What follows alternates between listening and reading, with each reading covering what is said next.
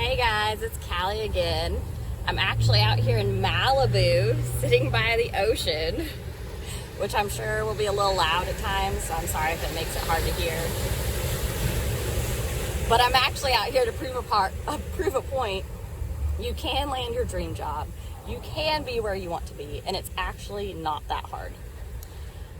After learning a few key things, I have landed every job that I really wanted.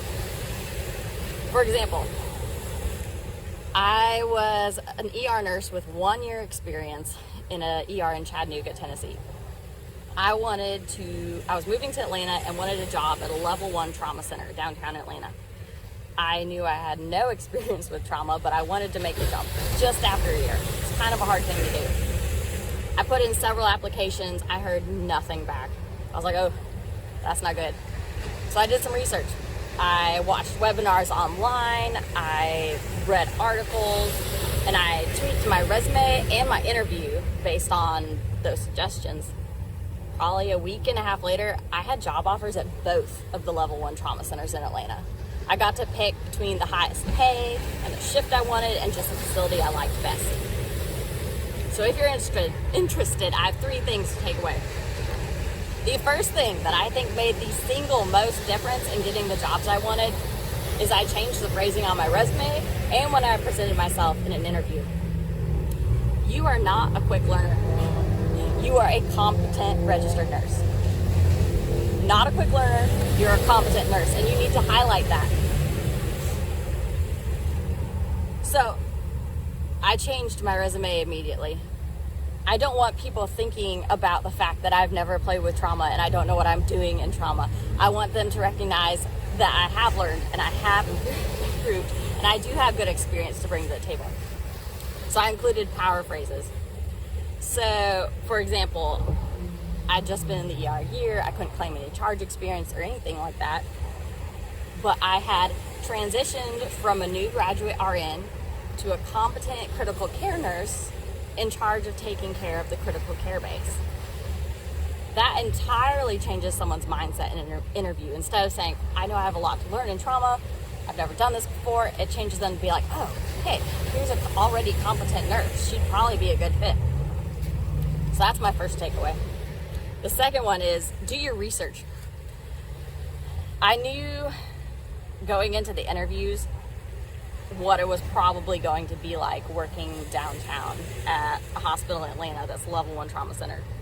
And both interviews, they asked me one of the same questions about, we have a lot of inner city people here. I seem like a really sweet little country girl that's never been to the city. How are you going to handle that?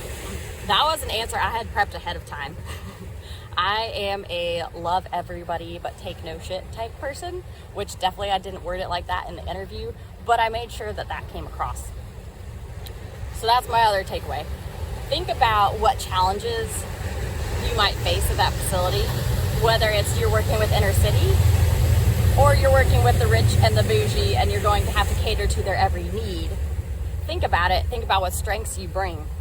Be prepared for those hard questions about places where you might not fit in. Tell them how you will fit in.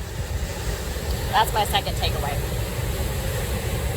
My third takeaway is educate yourself. This is something I did even before I came to Atlanta. My hospital in Chattanooga was awesome. They gave us a certain amount of dollars every fiscal year just directed towards education. I took advantage of it. So I used that money to pay for an educational class for my board certification, and then I took my CEN, my Certified Emergency Nurse test, and it was paid for by the hospital. So that was one more thing I had to add to my resume. They offered a Spanish-English interpreter class, and I was fluent in Spanish, but I couldn't interpret in the hospital without that course. I took advantage. I went in, did those extra hours, got that certification. It was another thing to plug into my resume. So even as a 1 year ERRN, I had several things down the side. I had my BLS, ACLS, my PALS, the Spanish-English interpreter, and then also a certified CEN.